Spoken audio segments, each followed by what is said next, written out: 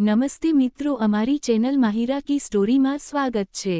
માંજી, મારે અત્યારે પ્રેગ્નેન્ટ નથી થવું। તમે ભલે મને ગમે તેટલા મેણા મારો, પણ હું તો એ જ કહીશ કે મારે અત્યારે બાળક નથી જોઈતું। શું કરીશું? આ ખુશખબર સંભળાવીને શું તમે તમારી વહુથી ખુશ છો? શું તમે તમારા દીકરાથી ખુશ છો? નથી ને તો પછી અમારા બાળકના આવવાથી તમે કેવી રીતે ખુશ થઈ જશો? બોલતા બોલતા દિવ્યા ડૂસકે ને ડૂસકે રડવા લાગી। વહુની આ વાત સાંભળીને સરોજબેન તકલી ઉઠ્યા અને ગુસ્સામાં કહેવા લાગ્યા, તારી સાથે આવેલી બધી વહુઓ પ્રેગ્નેન્ટ થઈ ગઈ છે। મારી દીકરીના લગ્ન પણ તારાથી 1 મહિના પછી થયા હતા, પણ તે પણ પ્રેગ્નેન્ટ છે। મને તો બહાર નીકળતા પણ શરમ આવે છે। લોકોની નજરો મને ખૂંચે છે। લોકો સવાલ પૂછે છે કે તમારી વહુ ક્યારે ખુશખબર સંભળાવશે? હું એ લોકોને શું જવાબ આપીશ? દિવ્યાએ આંસુ લૂછતાં કહ્યું, બાપુજી, મને નથી ખબર કે તમે એ મને શું જવાબ આપશો।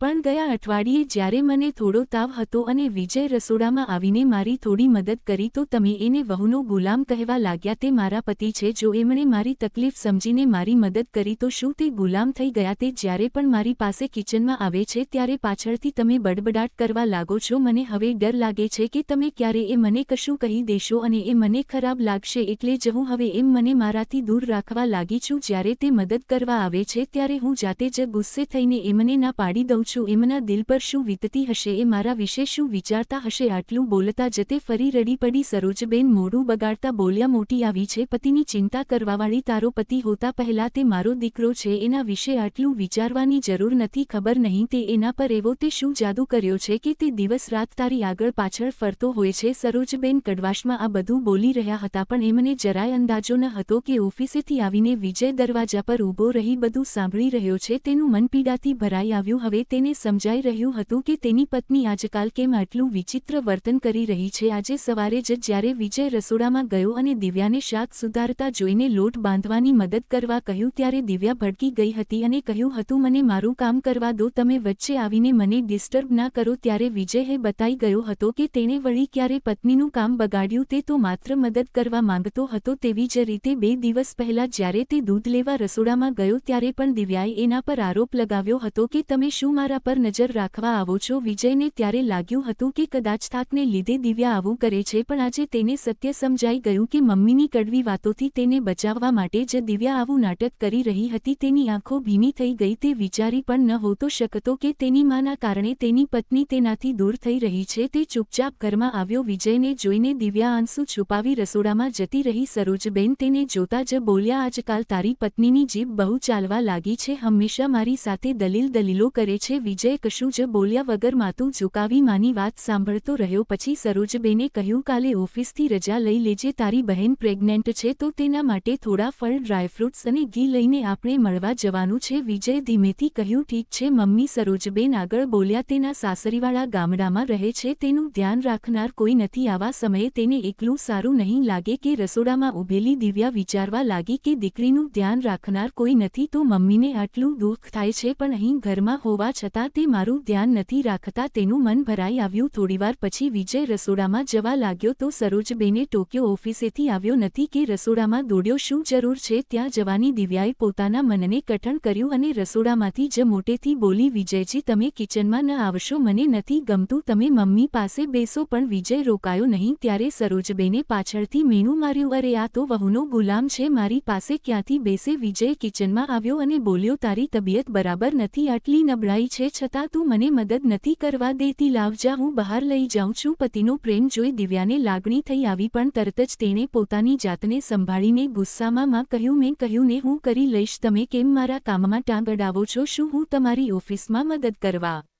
આવું છું? આટલું કહી તે ચાની ટ્રે લઈને હોલમાં આવી ગઈ। વિજય બધું જ સમજી રહ્યો હતો। રાત્રે એકાંતમાં તેણે દિવ્યાને વહાલથી પાસે લીધી અને કહ્યું, મને બધું ખબર છે, મેં આજે તમારી બધી વાતો સાંભળી લીધી હતી, તું કેમ મને તારાથી દૂર કરે છે? મમ્મીને જે બોલવું હોય તે બોલવા દે, પણ ઓછામાં ઓછું હું તો તારી મદદ કરી શકું ને? દિવ્યાની આંખો ભરાઈ આવી। તેણે કહ્યું, મારે પણ માં બનવું છે, પણ આવા વાતાવરણમાં હું બાળકને કેવી રીતે લાવું જ્યાં કોઈ મને મદદ કરનાર નથી અને ઉપરથી મારે મેણા સાંભળવા પડે છે? તે ધ્રુસકે રડી પડી વિજય તેને સાંત્વના આપવા લાગ્યો અને વિચારવા લાગ્યો કે મમ્મીને સમજાવવા માટે કંઈક તો કરવું જ પડશે. બીજા દિવસે સવારે વિજય મમ્મીને લઈને બહેન પ્રાચીના ઘરે પહોંચ્યો. ઘરનો દરવાજો ખુલ્લો જ હતો. અંદર જઈને જોયું તો પ્રાચી હોલમાં બેસી છાપું વાંચતી હતી અને તેનો પતિ અનિલ રસોડામાં નાસ્તો બનાવી રહ્યો હતો. આ જોઈ સરોજબેન હરખાઈ ગયા અને બોલ્યા, વાહ પ્રાચી જમાઈ બાબુ, તું બહુ સારા છે, તારું કેટલું ધ્યાન રાખે છે. મને તો ચિંતા હતી કે તારું ધ્યાન કોણ રાખશે. પ્રાચી હસીને બોલી, હા મમ્મી, તે બહુ જ સારા છે, દરેક કામમાં મને અને મદદ કરે છે અને ખબર છે ક્યારેક કામવાળી ના આવે તો તે કચરા પોતા અને વાસણ પણ કરી નાખે છે. આ સાંભળી સરોજબેન બહુ ખુશ થયા અને અનિલને આશીર્વાદ આપવા લાગ્યા. જ્યારે તે લોકો બહાર નીકળ્યા ત્યારે વિજય થોડો ગંભીર હતો. સરોજબેન અનિલના વખાણ કરતા હતા ત્યારે વિજય પૂછ્યું, મમ્મી, તારા જમાઈને તું વહુનો ગુલામ નહીં કહે? સરોજબેન નવાઈથી વિજય સામે જોવા લાગ્યા. તરત તેમને ને સમજાઈ ગયું કે દીકરો શું કહેવા માંગે છે. વિજયે ગુસ્સામાં કહ્યું, મમ્મી, જો તારો જમાઈ પત્નીની મદદ કરે તો તે સારો પતિ ગણાય, પણ હું મદદ કરું તો હું ગુલામ બની જાઉં. જો તારો જમાઈ ગુલામ નથી તો તારો દીકરો કેવી રીતે ગુલામ હોઈ શકે? સરોજબેન સાવ શાંત થઈ ગયા કારણ કે વિજયની વાતમાં સચ્ચાઈ હતી. વિજય આગળ કહ્યું, તારા કારણે મારી પત્ની મારાથી દૂર રહે છે, પણ આજ પછી જો તે મને કે મારી પત્નીને કોઈ મેણું માર્યું તો હું અનિલને ફોન કરીને કહીશ કે પત્નીની મદદ ના કરે, કારણ કે મને પણ તે ગુલામ લાગવા માંડશે. આટલું કહી તે ગુસ્સામાં ગાડીમાં જઈને બેસી ગયો. સરોજબેન ચૂપચાપ પાછળની સીટ પર બેસી ગયા. આખા રસ્તે તે મૌન રહ્યા, પણ તે દિવસ પછી જ્યારે પણ વિજય પત્નીની મદદ કરવા જતો ત્યારે પાછળથી મમ્મીના મેણા સંભળાતા નહોતા, કારણ કે તે દિવસે તેમને પોતાનું મોઢું બંધ રાખવાનું શીખી લીધું હતું.